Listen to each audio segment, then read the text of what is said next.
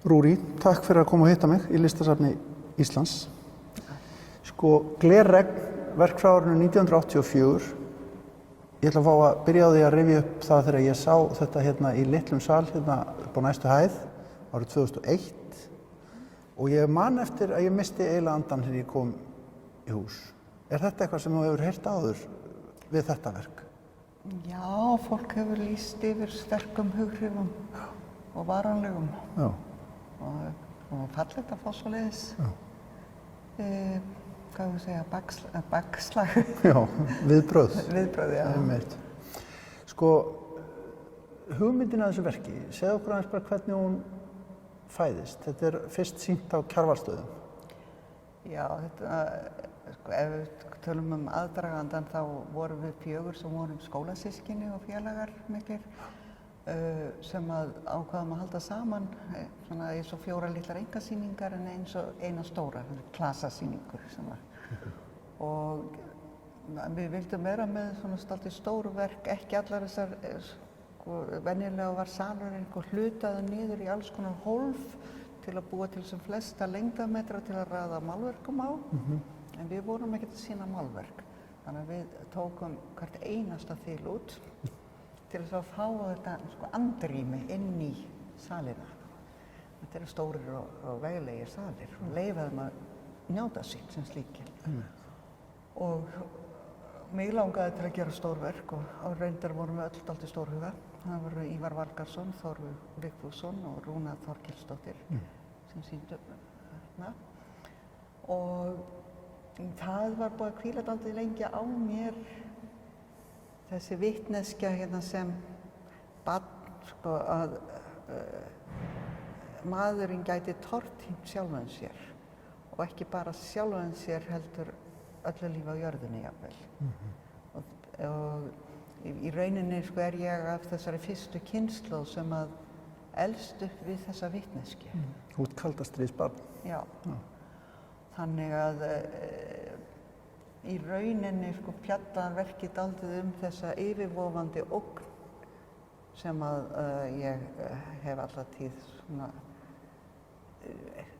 það hefur ekki kannski þrúað mitt daglega líf en í stóra samhenginu þá er ekki hægt að loka augunum fyrir henni og það er svo sorglegt að við skulum enn hegða okkur sem mannkyn á þann hátt að við ölum á ógninni í stað þess að vinna að friðinum og samheldninni alveg að segja. Þannig að verkið er kannski dálítið speglun á þetta ástand. En á sama tíma og við höfum þessa yfirvofandi ógn, að við erum dálítið yfirvofandi kannski í þessu verki, að þá njótum við samt lífsins og við njótum þessum fagurðir líka og hvers dags. Þannig að ég var að reyna einhvern veginn að túlka þetta í verkinu. Þetta kallar fram eiginlega líkamleg viðbrögð hjá manni. Það er hægt að ganga varlega í gegnum verkið og maður finnur eiginlega hvernig flóttaviðbragðið virkjast í manni. Það hlýtur að hafa verið hugsun hjá þér líka, að maður finni nánast físísk viðbrögð. Já, ég bara taka það fram að það er bara á einum stað hægt að ganga í gegnum það. Einmitt, mjög mikilvægt. Það er stórhættulegt að reyna að fara annað staðar í gegnum það. Jú, þessi hætta er, hún er líkamleg og sálin lifir kannski áfram. En við viljum ekki missa líkamann. Nei. Og það er nefnilega, ég vinn mjög mikið með það, ég var kannski ekki orðið meðvituð það þegar ég gerir þetta verk. En mér finnst mjög mikilvægt að listaverk, þau fungera eins og maður segir, á mörgum sviðum. Það er þetta vitsmunalega svið, það er tilfinningalega sviðið, og sem bara 2 af þessum sviðum og við höfum innbyggða rýmiskennd í líkamann, við finnum fyrir rými og það er það sem þú ert að tala hérna, að við finnum fyrir ógninni, við finnum fyrir því þegar við stöndum á bjargbrún að það er hægt að detta þarna. Það er það sem gerir að okkur svimar, af því að líkaminn skynjar að þarna er ekki massi til að stíga út á. Og það er vont að skera sig. Það ætti enginn að gera það óþörfu. Og þegar maður sker sig þá gerist eitthvað. Við sjáum annan heim, við sjáum inn í annan heim. Það við sjáum inn í dauðleika okkar kannski, með einhver leyti. Jú. Þessi gler eru hárbeitt sko, og stórhættuleg. En það er líka hver einasti bíll ef hann kemur á mann. Einmitt. Og við hugsum ekki það dagsdaglega þegar við göngum yfir götu að við séum í rauninni að stofna lífinu í hættu. Í rauninni er daglegt líf fólks og hefur alla tíð verið lífshættulegt. Já. Við göngum á bara þræði gegnum lífið. Í rauninni, en sko við lærum, frá því við erum smábörn, þá lærum við að forðast hætturnar, að umgangast þær af ákveðinni virðingu, þó að við séum ekki meðvituð það, þá er það ákveðin virðing að maður svona gáir hvort það sé bíll að koma. Það er virðing fyrir hinum bílstjóranum. Sko, þetta er eins og áður sagði verk frá árinu 1984. Það hefur rosalega margt gerst á þessum árum sem liðin eru. Ég var til dæmis bara 8 ára þá, út af það farið. Þú eitthvað aðeins eldri. Pínu. Já, en gott og vel. Tjernobyl-slysið til dæmis verður 2 árum seinna.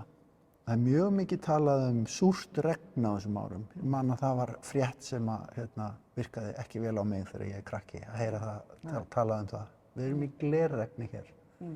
Svo líður tíminn, það kemur ný ógn, kalda stríðinu lýkur, manni sagt, svo hefst það einhvern veginn aftur eins og við upplifum það í dag.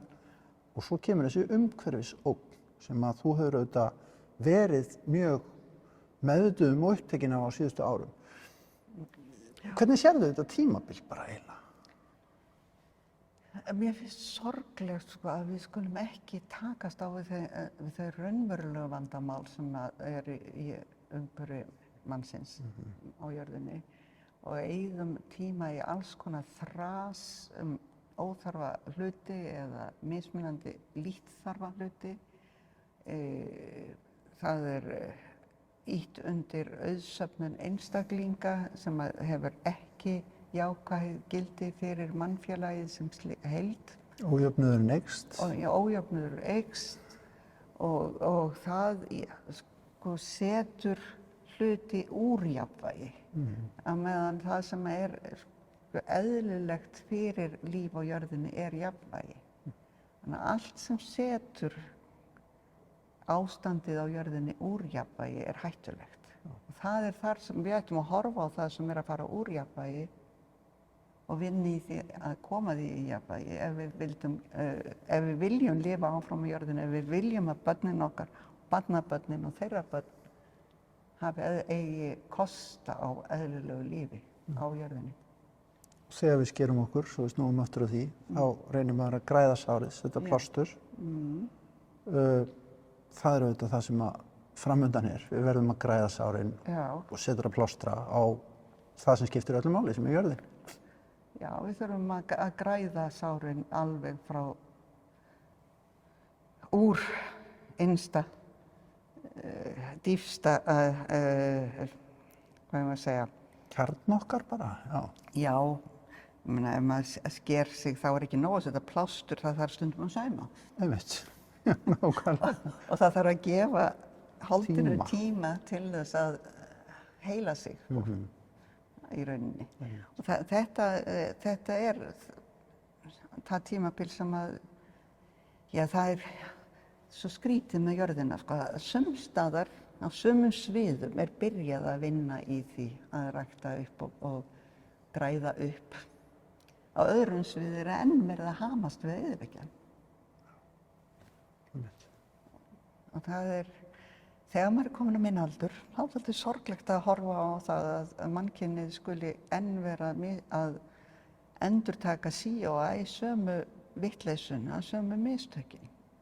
Og eins og ef við bara förum nær okkur í tíma innrásin í Úkraínu, að menn skuli enn verið að nota miðalda aðferðir í samskiptum þjóða. Murka lífið hvorur öðrum. Já, í stað þess að bara setja þessu samningaborð og ræða hluti og finna lausnir, þá þetta er svo dýrslegt. Og ég er ekkert að segja sko að Rússar séu þeir einu sem beita þessu, ég er alls ekki að halda því fram. En þetta er það dæmi sem er ljósast í evrópsku samhengi í dag. Tölum við aðeins svona eiginlega, upplifum manns að þessu verki sem er í og með svona bara meditatív, eða sem sagt hún er hugræns eðlis, hún bara, maður fer eiginlega á flot og maður vill njóta sín einn hérna inni til dæmis, ef að hægt ef það ekki ómargir í safninu. Og sko það hlýtur að vera einhvers konar speki, einhver bara dálítið djúp speki á bakvið þetta. Ég meina, leitaður í austrið sannleika eða hvert fórst í huganum þegar þú varst að undirbúa þetta verk á sínum tíma? Ég fór ekkert meðvitað ég hef alltaf haft mikinn áhuga fyrir heimspeki eða heimspekikerfum og austræn speki finnst mér mjög áhugaverð. Þetta er náttúrulega svo ævafornt, það er svo margt sem er búið að sannreyna. Og sem eins sko Hávamálin og Völuspá, hefur alltaf fundist þetta mjög áhugaverðar hugmyndir sem er verið að tæpa á þar. Örugglega mikið týnt. En það er hægt að geta í eyðurnar. En ég var ekki mjög með það upp á yfirborðinu. Ég held að yfirvitundin hafi stýrt mér meira. Já. Ég er nefnilega aðhyllist þessa skoðun austrænna manna að við höfum dagvitund, það er það sem við kallum meðvitund. Svo er yfirvitund og það er þetta sem að hugmyndir koma í yfirvitundinni. Undirvitundin er meira þetta sem að stjórna líkamann. Þannig að yfirvitundin stjórnar þessu verki. Já. Mér finnst þetta svona miklu rökréttari skýring af því að kalla yfirvitundina undirvitund er dálítið öfugmæli. Eins og sagt, já. En það hljómar eiginlega betur að þetta sé svona komingstur annar staðar frá, úr eturnum að ofan einhvern veginn, hugmyndirnar til dæmis. Já, eða bara sem sagt, þetta er yfir dagvitundinni. Einmitt, nákvæmlega. Maður þarf stundum að róa dagvitundina til að heyra í yfirvitundinni. Já.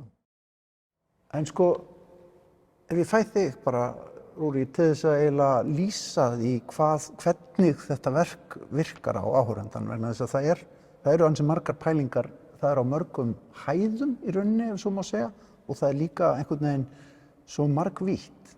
Segðu okkur bara aðeins frá hvernig þú hugsar það. Já, sko, það sem fyrir mér er atriði sko, að þetta leikur á þræði og getur snúist. Þannig að þetta er breytilegt, eða lifandi. Sko. Einmitt.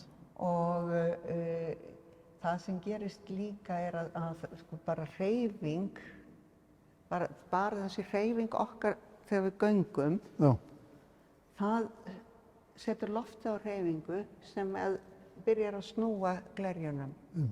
Og þau virka hvert á annað. Já, og þannig að sko, einstaklingurinn hefur áhrif á umhverfið sitt. En svo er annað sem gerist af þetta gler, þá speglar það myndina. Það er alltaf að spegla það sem snýr að því. Og svo speglast það á milli glerjana, þannig að þetta er þetta endurkast í lífinu og umhverfu okkar sem að... Svo eru það veggirnir sem lifna við, vegna þess að það koma alls konar skuggamyndir bæði á gólf og veggi. Já. Þannig að sko, það er eiginlega bara eins og endalaus symfónía eða starffræði eða hvað við viljum nota. En ég vil ekkert segja fólki hvað það á að upplifa, sko. Það verður hver að finna fyrir sjálfa sig. Veit, já. Sjálfa sig og sjálfan sig. Einmitt. Eftir í hvernig. En Mér finnst sjálfur voðalega gott að setjast og bara horfa á það. Ef að setjast aðeins. En sko Rúrí, hvað eru mörg stykki í þessu? Ég held að það séu 530, sko. 530? Þeir voru nú upprunalega 500. Já. Svo einhvern tíma fannst mér að það þyrfti að vera aðeins meira svona í þessu. Já. Og þú á sínum tíma skerð út hvert og eitt stykki í höndunum og með þínu auga. Já, maður svona teiknar með skurðarhnífnum bara. Já. Manstu til dæmis hvort þú hendir miklu eða sem það var margt sem klikkaði eða er þetta allt bara, er þetta allt ein taka eða hvert gler ein taka? Já, sjálfsögur hvert gler ein taka en ein taka. Það var ekki mikið sem að... Ekki affall? Nei. Það var... Ég hafði nú góðan mann sem kendi mér að skera, sko, við þurftum að læra það fyrir þetta. Já. Halldór Jónsson, sem var með glerslípun og speglagerðin og Kleppastíg. Einmitt, já. Hann alveg var með þetta í blóðinu. Þannig að það gekk bara mjög vel, sko. Já. Ég vann þetta á nóttunni því að ég lenti í tímaþröng út af óhjákvæmilegum ástæðum. Þannig að þetta er nú aðalega næturverk. Ég skil. Upprunalega. Já. En það skiptir ekki máli fyrir sjálft verkið, sko. Það er bara þessi forsaga sem er stundum dálítið fyndin, sko. Einmitt.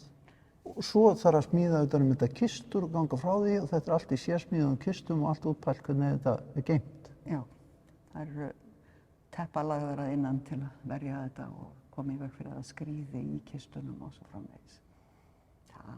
Það er alveg sko sér skóli að pakka listaverkum. Einmitt, já. En það sem mér finnst, eitt af því sem mér finnst merkilegt við þetta verk, það er margt, en það er ekki síst sko samspilið milli þessara botnlausu fegurðar og svo þessar hrikalegu ógnar einhvern veginn og svona já, yfirvofandi í orðsins fyllstu merkingu ógnar sem maður upplifir gagnvart því. Og þetta er ekkert oft, þetta er balans sem maður er dálítið snúið að ná, eða ekki? Þú veist, og maður sér kannski ekkert með oft. Ég er ekki dómbær á það. Nei, en það tekst í þessu tilviki. Ég er of nálægt verkinu til að geta verið... Það tekst í þessu tilviki, samt, eða ekki? Að þínu, þú veist, að einhvern veginn... Já, listagyðjan hefur verið mér góð. Já. Það er frábær upplifun af listagyðjunni að hún sé manni góð. Listagyðjan er afskaplega, sko, hún er kröfuhörð. Já. Hörð og smá. En hún er líka gjöful. Og svo ramba maður á svona hluti eins og þetta. Já, það er yfirvitundin. Sem að reddaði þér þar.